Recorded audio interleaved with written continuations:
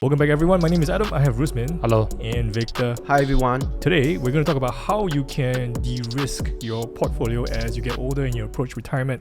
So this topic came about because I think someone was asking, I can't remember if it was from email or YouTube comment, where, we cover a lot of about, stocks, growth, income and stuff. But how do you transition from, let's say, a very more aggressive growth portfolio because you're young? Yep. You can afford to take more risk, maybe 100% equity in US tech or whatever it is, okay, or ETFs. And then as you approach your 40s, 50s, and 60s, or 65 when you retire, how do you de-risk your portfolio? Because some people, I think, or most people may not actually want to be 100% equities or 100% in growth as they get older, because then it's a lot more risky. Yeah. So how do you do that transition? So we're gonna answer that question today, and I guess get your opinions personally how you would do it as well. Yeah. Okay, so let's just get the ball rolling. So before moving, we must talk about the rule of 100 first. Okay. So there's this typical theory rules, like rule of 100. So let's say if you are, example, 30 years old. So is 100 minus your age is 30. So that means the 30 is going to be in bonds and 70 is going to be more aggressive. So as you grow older, it's become 50-50. Then as you grow even older, right, maybe when you are 70s, right, it should be 30% equity and 70% bonds. So how do you get the ideal thing? I think Rusmi have a chart to talk about the balance. Yeah, I think the balance portfolio, where they call it 60-40 rule, it applies to a lot of wealth management company, right? They typically advise their clients to make sure that they invest 40% of their assets in fixed income, and then the other 60% into equity. So this is like the standard template regardless of age? In the way, I'm not I don't come from a advisory, but this is a typical rule that I read. All right, and they actually back tested this result also. And if you have that type of 60-40 allocation, right, 40% fixed income, 60% in stock, and this is assuming that you invest in US stocks, okay? And over the last 97 years, they actually found out that 77% of the time, your annual return for your income, your portfolio actually will post a positive return, right?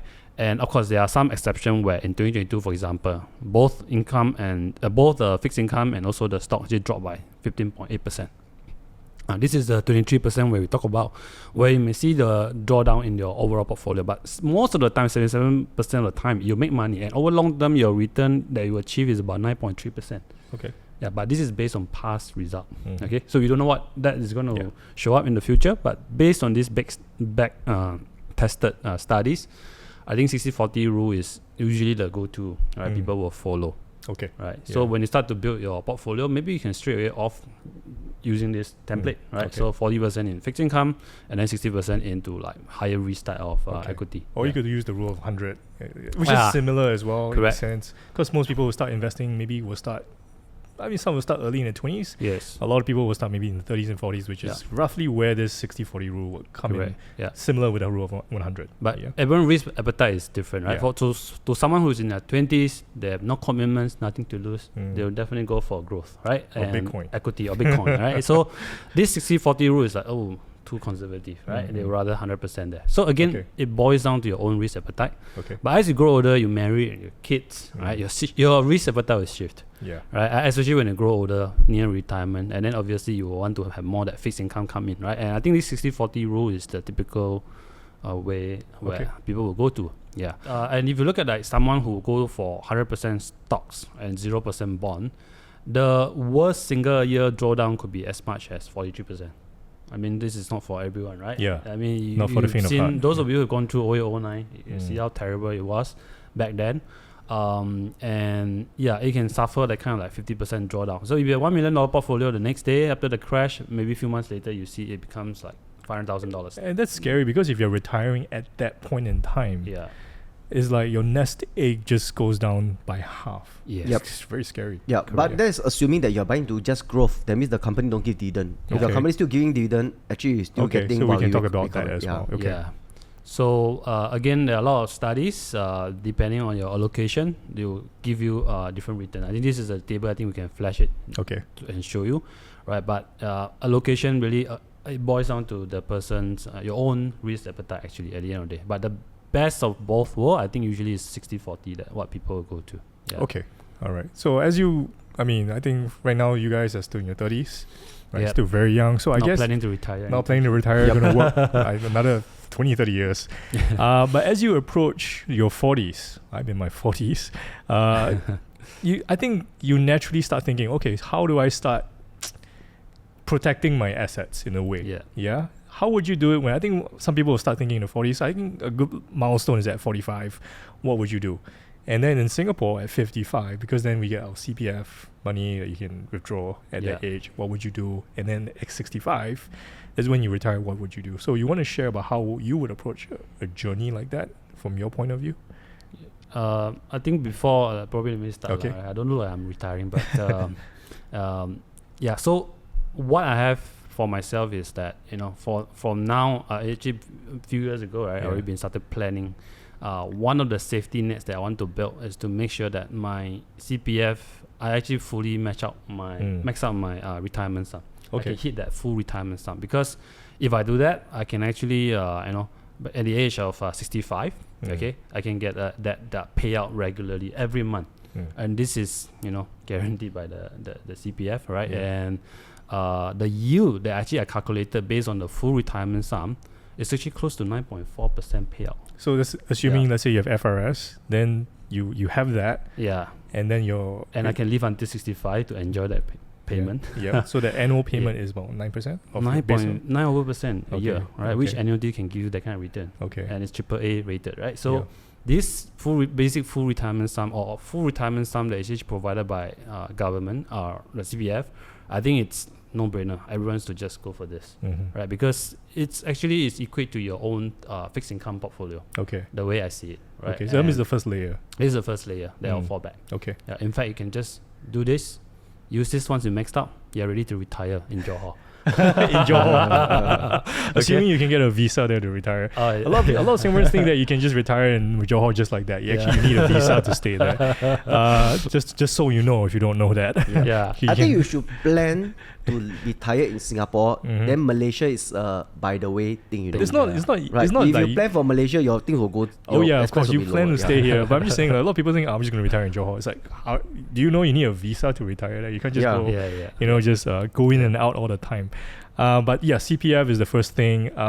You basically just try to max it out. Go as soon for as full you retirement can. sum minimally. If you can go for enhanced retirement sum, I think by next year the CPF is going to increase it to 4 times of the basic retirement sum, and that amount I think is going to be like 426,000. Yeah, maybe you want to share like how do you calculate the 9.4%? So I basically very simple, right? I just take their payout that we are currently getting. Let's say it's about full retirement sum 1,006 as of 2024, and that current full retirement sum is about 205,000. 800, right? So if you just take that full retirement sum monthly payout 1,006 times 12, divided by that 200, you're gonna get 9%. That's like, to me, is no brainer. If you live until 100, you fully can enjoy this. Alright, so but this is based on the standard plan. Okay. Right. And again, this is just one part of it. Right, that I have to make sure that it's taken care of, and then my spouse. Then we have times 2. Right, so both my wife, we can have times 2 of this amount during our retirement age. Of course, by then when we retire, the amount will be bigger, right, because of the inflation and that annual increment that CPF will implement on this. And the FRS will keep moving up as well. You keep moving up the chest. Right? So even now, if you park on the special account, like for me, you still can get that 4%. I think it's quite a decent return. Okay. So this is the first thing that people, I think everyone, right, should just go for this. Okay. Yeah. Right, yeah. I mean, I'm a big fan of CPF myself. I put in the extra 8K myself every year. CPF didn't pay us to do this. Right? We're not being paid by CPF. I think this is one of the good instruments. Yeah, but of course, if you get into the standard plan, then it will not be adjusted for inflation. After that. Because you'll all the way be the same amount. Yes. Right? So that's why it's high at the start, then at the back, you'll keep going down. Okay. So to me, is that average life is 85, so I'd rather take more at the start because I don't know whether I'll live beyond 85. Right? If I do it later part, I can pay out more, but I'm no longer around. What's the point? Right? So I think the standard plan do make sense. They make more sense. Okay. All right. So this is for CPF. Then what else would you do? Like how would, like say now in 100% equity, how would you transition in a way? I think right now, let's put property aside. Okay. I do have like invest mostly in stocks. Okay. But within that stock itself, I split between income and growth. Okay. Right, depending where the opportunity. If this year I see more opportunities on income, like last year I will invest in income. Right, but like COVID year, when we saw there was a lot of growth stock being hammered down in the US, I was heavy there. Right, and then after that, China tech, I also heavy in. Right, so that is actually depend on opportunity. So this is where the part where income actually will eventually form at least 30% of the stock portfolio. Okay. Right. So and that will actually provide, to me, that's the equivalent of fixed income. Okay. Right. I can withstand the kind of volatility that the market usually give it to us. Right. But I know that these are the stocks that I invest. They're going to pay very steady dividends. Right? And I diversify them in case one of them really failed, or 2, 3, because of, again, like COVID, which is something that we didn't expect, right? Then the rest of it can actually cover it. So we have a shortfall of income. Let's say when I'm near to my retirement, then obviously I can cut back on some of my spending that I have. Okay. Yeah. So first I have like CPF, right? And then second I have like passive income from income stock. Of course, excluding those existing capital investment value that I have in the stock portfolio. Okay. If necessary, you can always do a drawdown right near the retirement. Okay. Yeah. Yep. So what you're saying is that you are technically 100% equity. Equity, yeah. But it's not 100% in like high risk or anything like that. You have very defensive income. Dividend paying stocks as well. Yeah, REITs, banks, yeah. And so that's, in your opinion, based on your personal risk appetite, it's almost like fixed income to you. Yes. Because it pays a very steady dividend. You don't care so much if the prices go up and down, and it's diversified. So if one falls off, it's not like a big hit or anything like that. Yes. Yep. But someone else could go with like, that's too much. I may prefer a bond or something else. And that's okay as well. Yes, yeah. But that works for you. Yeah. But I think sometimes if the most standard template is, let's say you really follow the rule of 100, at the later part, you're going to be very high percentage on the bonds, right? Which eventually your bonds don't grow. You are getting the interest. Your bonds, you don't grow with the inflation, right? So that's also very dangerous. Okay.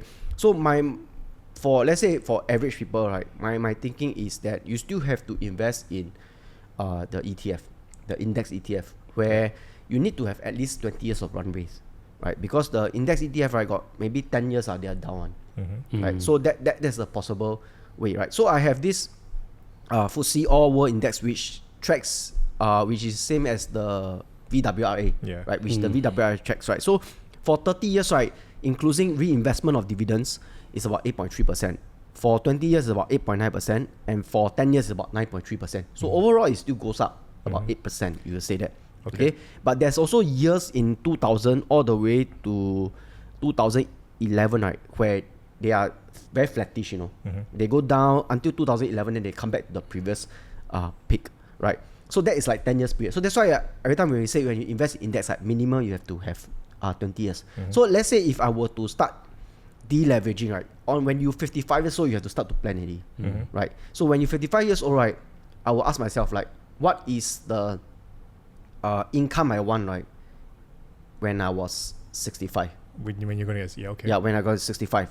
Inclusive, like you can sort of back calculate what's the money payout or CPF by that time, right? Okay. Right. So you based on that, and whichever you lack, right, that amount will going to be your bond percentage. Okay. You're going to take the bond, whichever the percentage the bond, right? So let's say if the bond interest is very low, then no choice, you have to put more money. Right? If the bond interest is high, right, then you're going to put in 10 years bonds, like Singapore government securities, right? Then you will receive the interest for the next 10 years from 65 to 75. In the meantime, at 55, you should start allocating that sum of money, that the percentage that you say, right, that you allocate into the ETF. Okay. Right? So that at that point of time, right, so when you hit 65, you can use the bond money to supplement your lifestyle plus your CPF. Then your ETF will still grow with the inflation. So what you're saying is that you want to calculate your monthly expenses first. Yes, correct. And that portion should be taken care of by fixed income. Yes, correct. So there's no drama. No so drama. That if you want to spend 5,000 a month, you got to find with your CPF and bonds that will give you this equivalent payout. Correct. Depending on the interest. Yes. Then whatever is extra, you will invest in equity for the growth still. Yes, correct. Because there's still inflation that you correct. can go. So that's the summary of it. Yeah, that's the summary I think you for average people who they want to do when they reach this stage. So that means that 65, using the rule of 100, 100 minus 65 is 35. So that 35% you would put in. Like it really depends on the interest at that point of time. I get it. Yeah. So it's based on the interest and the rule of 100. Your lifestyle also. Okay. Right. Yeah. All right. So I guess if you have a very high income, high expense. Yes, correct. Yeah. And you want more certainty, you would have to put it more. Hopefully, Correct. you have enough money to basically put it in bonds to give you the sort of payout. Yes, correct. Yeah. Okay, I guess that's Yeah. how you do it. I think you still have to beat the inflation. You cannot Okay. be 100% into bonds, right? Yeah. Okay. Inflation will kill you slowly. Okay. Right. All right. Right. And But that's how I was. That's how you would do it. I was. No, that's not how I would do it. That's how I realized Uh-huh. average people should. Okay, do it. okay, okay. Okay, but if I were to do it right, because I'm more interested in stocks, and I'm very comfortable to hold onto stocks, Yeah. right? So I will convert my whole portfolio to a dividend portfolio, Okay. right? Yeah. And I'll leave off the dividends so that I know up and down, even though the share price drop, but eventually, if you buy into a strong company, they'll recover. I just leave off the dividends, exactly like how AK did it, right? Okay. Even AK start to use his income, he didn't reinvest, right? The dividends, his dividends still do grow. So at the end of the day, your capital is protected, but your dividend is still growing. Right? Alright. So how do you choose company? You make sure that those companies that you choose, right, usually they should have been listed for a few years already, like at least 10 or 20 years. And you look at all the past crises, how are they react, especially those major crises. If they during major crises, right, they still pay dividend, right? Those are the companies that I want to own because I know that my income won't cut during those time, right? But if during crisis they cut a dividend, then those companies I don't want to own. So you are trying to buy as crisis-proof companies as possible, Okay. so that during the time, even though they just reduce, but they still pay, right? So my dividend is still there. It's okay. So you want resilient dividend stocks Yes. and also have some amount of growth in the dividend as well. Correct. right? 'Cause Yeah. then- Yeah. Correct. So Yeah. so that is for me because I'm comfortable with the volatility. To me, I knows that So eventually it okay. will come back up. So even at 65, you will invest that I way will do that for way. yourself. Yeah, Okay. I will just slowly transit from no companies that don't pay dividend to companies that pays dividend. Okay. All right. And for yourself, it's similar because you're already doing that. I'm already doing that. Is Yeah. that you already have So- some percentage in income. In Would income. that would you so you would you increase it as you get older? In the dividend Again, portfolio? depends on the opportunities at the end of the okay, day. Right? So if I can see really good dividend stock that gives me like 5% yield, and then 10 years down the road, I see there's a huge potential for them to increase the dividend by at least 2 to 3 times. My yield on cost is actually not 5%, 10% or 15%. Okay. When that happens, right? So that's why I still treat the income stock as my bond portfolio, but this route is a lot riskier. You have to know what you're doing, right? And you don't panic, every time when the share prices drop, and then you are panicking, right? Otherwise, if you are that category where you panic every time you see share price drop 20-30%, then you might want to go for fixed income. Yep. Right? Okay. Or you get yourself educated, at least you know what you're doing. Yeah. I'll start doing that if I'm 55. So I'll start planning it Yeah. to transit to a more dividend income portfolio. Yeah. But you won't do it at one go. You wait for the Yeah, opportunity. it's opportunity. That's why you right? slowly transit Yeah. in the 55 to 65. So on top of that, I got my income. I still got my CPF. Yeah. So in the end, my CPF money is just extra money, right? The best way is now you start planning. You always treat the CPF as extra money. You don't add it into your thing, right? If you can fulfill the thing without CPF, then you're going to live very comfortable. But if you keep planning just with the CPF just right, there's no buffer already. Yeah. Right? Yeah. Okay. But of course, this method, like I said, is because I'm comfortable with it. If you're not comfortable, you should focus on the method that I said previously, where you based on the bonds that are going to fit your lifestyle, then the excess you just go to the Okay. thing, right? So the percentage is not fixed to maybe 40% bonds or 50% bonds. It's based on you, Yeah. right? Yeah. Okay, makes sense. So that's how you would approach it. Yes, correct. Okay. Would that? I mean, this so far this is based on, I think, I would assume maybe like a few million in portfolio, few $1 million in your portfolio. Would your equation change if all of a sudden that was 10 million, 20 million? I mean, okay, maybe at 20 million you don't care so much about retirement because like you can just just retire, you know. But would it change if, let's say, someone has more money and they don't want to take that risk of investing even in dividend stocks because it's like 10 million? What if it's like all gone? What would I do?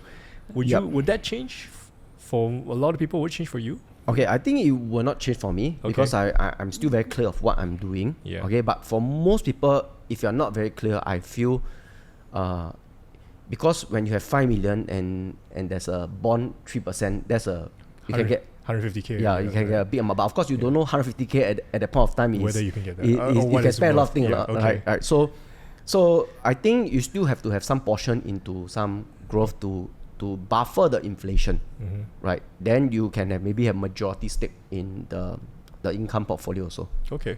Okay. Yeah. How about you? Would that change? Your way you approach I things? don't think it will change. It's just that what is the percentage that I will deploy right away? Okay. You know, and that will actually really depends at that market situation at that point of time. Right. Okay. So I think because we do this, you know, full time and we are very passionate. We enjoy doing this, right? Very Active investor. already. So I'm still very comfortable with like 100% there, right? But again, it depends on already opportunity. You know, if that time when the property market crash, I might, you know, take half and then go into the property market. Right? So, but the property is so expensive now. Like for example, then obviously I'll go for equity if the opportunities around. Yeah. Okay. So it really depends. Yeah, but if you really can do it and you are really okay with volatility and you really understand about dividend investing, then I think building the dividend portfolio, it makes more sense than putting everything inside bond, because the dividend, on top of that, your company pays a regular dividend on a yearly basis. Correct. On top of that, your dividend grow and you have the capital gain now there. Right. So it buffer for everything on inflation. Okay, but not everybody can do that. So I might need to it's assuming you pick the right dividends. correct. You're doing the research and you need to be everything. patient. You cannot just buy. You need to work for opportunity, right? Yes. Right. You need to wait for the yield to hit historical high yield. Okay. Right. And you buy at the right time. That's why it's important to start now also. If you have not started, I think we have a lot of members who have just joined us a long time ago. So I mean, along the way, you don't get opportunity in one shot in that one particular year. So you have to like build up all these lists over time, and when the opportunity comes, you just pounce. Correct. You must know which one to invest, right? The good dividend stock. Yeah, you can't just rely on it like as if like fixed income. If you are buying into some high yield dividend stock which come with high risk, and then may cut the dividend. So like my aunt's portfolio I managed for her. It also took me some years to build up the company, and I still haven't built up to the 100%, but it just takes some time, right? But along the way, some companies give gains and increase the dividends, and she do get the yield and all this. And your aunt is happy? My aunt is happy, because every year I told her the dividend just spend, I just maintain the portfolio. The portfolio is positive, but on top of that, I never reinvest the dividends. She just spend on the dividends only. And your aunt, how old is your aunt right now? I think in early 70s. Early 70s. Okay, that's fantastic. So she gets to have you as a fund manager for free. And you manage your portfolio for her. Correct. And every time I tell her, you put in the fixed deposit, how much can you get it? Right? Because in the past, she just everything in the fixed deposit. And every time when the fixed deposit, and then she renew again. Right. Yeah. Okay, that's fantastic. Okay, so I think at the end of the day, it really depends on the individual. Yes, correct. And your risk profile. Or sometimes it's like just people don't have the time or the interest to go look at all the stocks. So for you guys, you're active. You like looking at stocks. You wait for opportunities. You go in and you manage your portfolio. But you would still shift it as you get older. I guess in your example, it will be more dividend stocks. But you will still monitor that portfolio. Kind of like what AK does himself. He's pretty active as well in that sense. And that will work for, I guess, people who are watching this channel, because you're interested in stocks as well. You're watching this, you could do that. But if not, you could do with the fixed income example that you did, where you have, you calculate how much, monthly expenses that you want, and you try to find a fixed income proportion that matches that payout. So at least your daily expenses taken care of. And hopefully you have enough to cover that. Correct. So whatever we say, right, is to really tell you guys, you have to start planning now. Right? Not until the day that I say, I got not enough this money, right? You need to be sure that, how much you want to, or not, you cannot be sure. I mean, rough idea that, like, okay, let's say you tell yourself, okay, I want at least $5,000 to a month to spend, right? So, but you cannot take $5,000 as an equation. You must take $5,000 multiply by maybe, because the CPF grow about, the SA grow about 3.5%, which accounts for inflation. So you take 3.5% as inflation, right? 3.5% all the way to the day you retire. So that is the amount that you need. Yes. When you retire, not $5,000. Yeah, $5,000 in today's money. Yeah, $5,000 times 12, grow 3.5% yearly until you're the age. That is the amount you need. You divide. That's the amount. So from that amount, you should work back on how much money you should reach by the time. You need to set aside, basically. Correct. So let's say at that point of time is this amount of money. Let's say example, it becomes $10,000. Yeah. Okay. Right.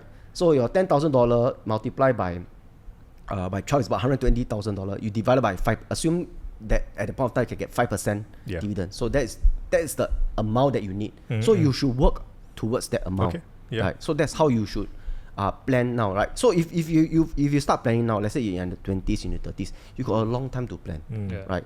But of course, if you left with like 10 years runway and all this, then you must think how yeah. you can do it, Eddie. Right. Fewer options are available. Right. Yeah. So I hope that was helpful. I think some people were wondering about how you could do it, because I think a lot of times we just talk about stocks and investments, but as we get older ourselves, I think these kind of things will come into our minds as we get older as well, because we are aging along with you guys. Yeah.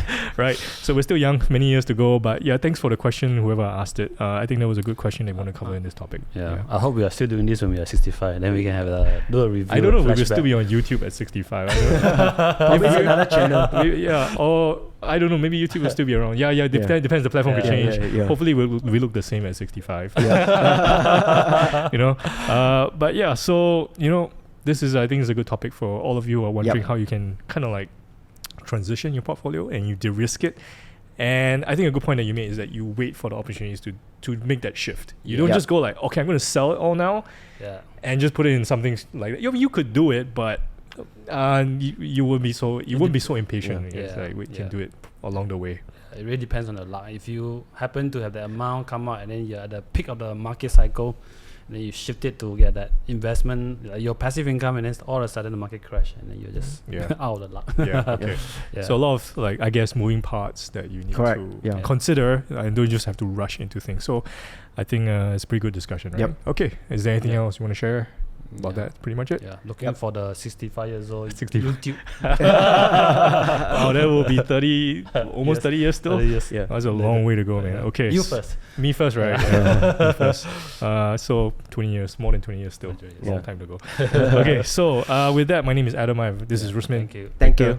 Thanks for watching. Any questions about this? And if you want to share about how you would do it, maybe you're already 45, 55, 65, how you would actually transition yourself, you can share your story in the comments and we can learn from it. And others who read those comments can learn from it as well, how you actually do your own de-risking or transitions as you retire. And put them in the comment section. It will be very interesting. Of course, if you like this video, please hit the like button. Of course, subscribe. Many more roundtables coming up, and we'll see